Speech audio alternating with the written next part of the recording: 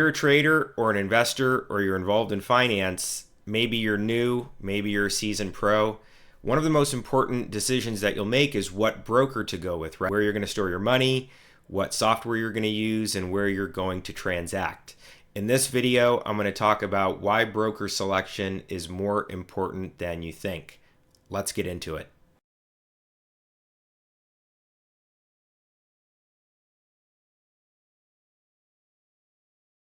All right, why broker selection is more important than you think. I got my desktop loaded up here and I got some brokers pulled up, and I kind of want to take the approach of looking at this from a very high level view, right? Because I don't think a lot of beginning traders or investors understand the options they have available to them. I don't think they understand the difference between, institutional execution, retail execution, and kind of the power you have when you're bringing money to a broker for the purpose of trading securities. So everybody, when they start off investing, the world is bombarding you with information. Everybody wants your business.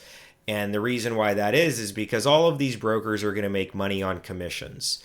Whether you have a dedicated financial advisor or you're self-directing your account, there's all of these products in the financial world. There's all of these brokers that are bidding to get your money.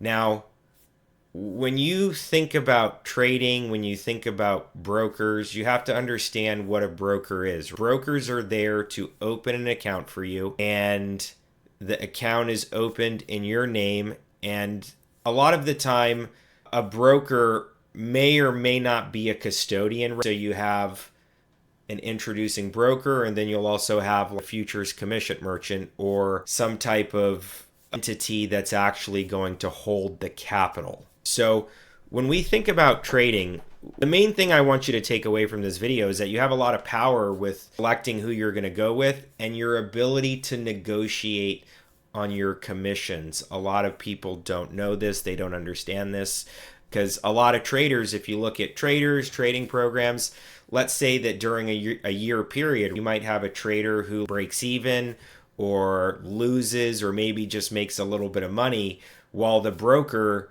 has made $10,000, $15,000, $20,000 in commission fees.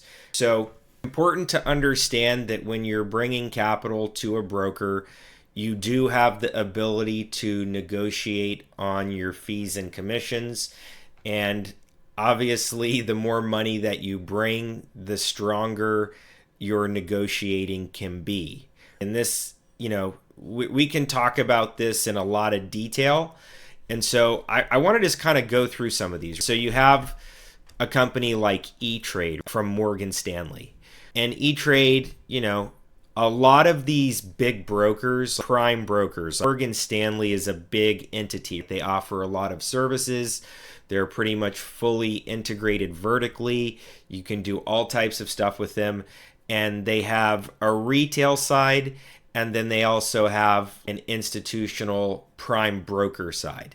So as you get into trading, as you get into finance, everybody starts out on the retail side unless you immediately go and get licensed. Maybe you go get a Series 7, Series 66, pass your SIE, and then you go work for a broker. But most of the time, everybody starts out, with a financial advisor with one of these companies or self-directed, open a broker account, and you're putting your money in there and you're looking to speculate or invest long-term, whatever it's going to be. Right? So important to know that there's tons and tons of options, and all of them are going to be, slightly different, but all of them serve the same purpose, which is allow you to transact in these markets. So E-Trade by Morgan Stanley, they have a retail side, they have a prime broker side, and they'll have software associated with, their broker, and each of the softwares are going to be a little bit different with the look and the feel and kind of how polished the experience is. Again, we have Interactive Brokers, which offers institutional services, and they also offer services for retail traders. tastytrade, I'm actually not sure if tastytrade has an institutional prime broker service, but I know tastytrade is big on the retail side. TradingView, Again, they have their software that's run in a browser, and then they have brokers that you can connect to use their software. Robinhood has burst onto the scene. A lot of people like or hate Robinhood. But again, it's just another retail broker with their specific execution in the form of their online browser and software on a phone, a mobile app. Same thing, TradeStation. And again, you can see that here's their individual, and then they have institutional, and then they also have fintech and developer. So important to know that all of these brokers are probably going to have their own APIs if you're doing some type of quant strategy or high frequency trading where you build a model and then you put your money in the broker and you use your code or your software or your specific strategy to call an API to trade. And that's one of the things that you have to kind of figure out. Which of these brokers is going to serve your needs the best, specifically for what it is that you're trying to accomplish. If you have a high paying job and you want to be more hands off, you could do, some type of self-directed where you're just putting your money in and you're buying assets in the way that you do it with your strategy, and it doesn't have to be too hands-on. Where, on the other hand, if you were needing an API, you needed some type of developer software, it's going to be much more involved. Again, Charles Schwab, they recently purchased TD Ameritrade and also acquired Thinkorswim. I've always loved Thinkorswim. I think it's great, retail software that has a tremendous amount of customization along with scripting. They have an API. And again, a Charles Schwab is also going to have an institutional side, prime broker side, as well as retail execution. And again, all of the big banks are also going to have investments for the retail side as well as their prime broker services for institutions. And it's really important to kind of understand this, because if you're a trader, and I'll just give this as like a hypothetical idea, if you start out in trading, you start off as a retail trader, you're doing your thing, maybe you win, maybe you lose, you're learning the game, you're getting more experience, you're developing your strategy and your edge. At some point, you're going to be faced with the dilemma of, do I use capital from a prop firm, or do I get licensed and start a fund and try to go onto the institutional side where you have the ability to raise unlimited capital, you hold that capital at one of these type of brokers, and then you're serving your clients by trading their accounts and helping them with investments. So it's pretty simple when you look at it from that top-down view. I think it's important to think about all of the options you have and then kind of set up a game plan. And you might have to go through a few brokers and software and things like that to really figure out your edge and how you're able to make the most amount of money with the least amount of time. Because I know a lot of people don't want to spend hours and hours and hours in front of a screen charting, doing technical analysis. That's where you can see a lot of value in quantitative finance and things like that. So also important to understand that there are things on the futures side called introducing brokers.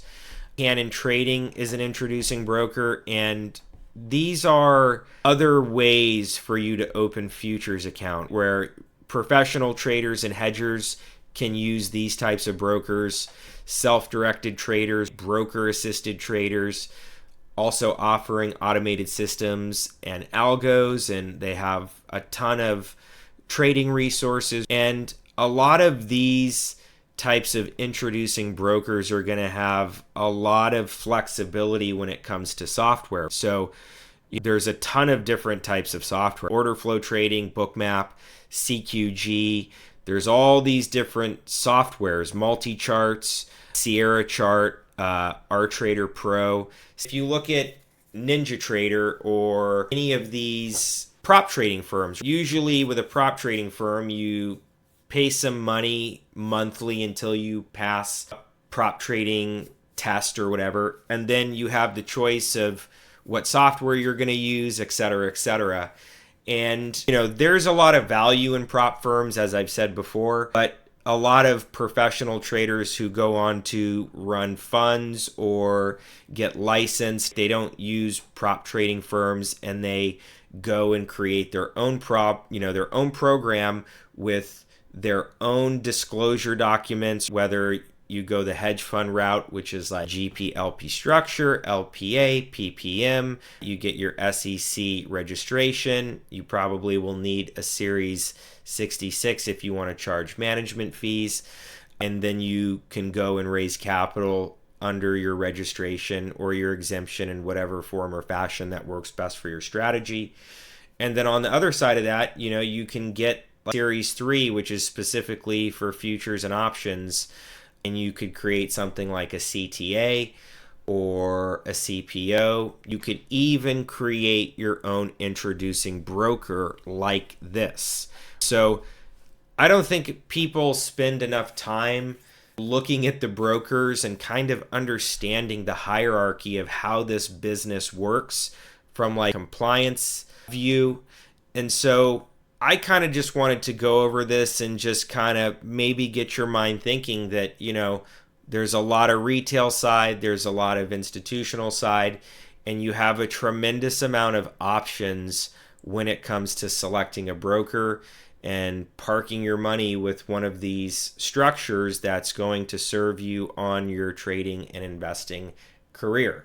So there's a lot to talk about when it comes to this. We could dive in much deeper and talk a lot more about this, but I kind of just wanted to make a simple, intro video to kind of get the juices flowing and get your mind open to all of the options that you have. So just kind of as a recap, remember that there's banks, there's introducing brokers, there's the retail side, there's the institutional side, and there's also the software and the different types of executions that are available to you.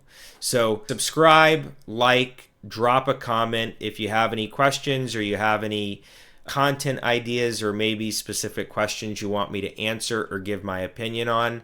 I would love to connect with you. Again, nothing on my channel is financial or trading advice. This is just my experience and kind of my thoughts on how I approach these things and where I think you can find a lot of value. So that's it, and I'll see you in the next video.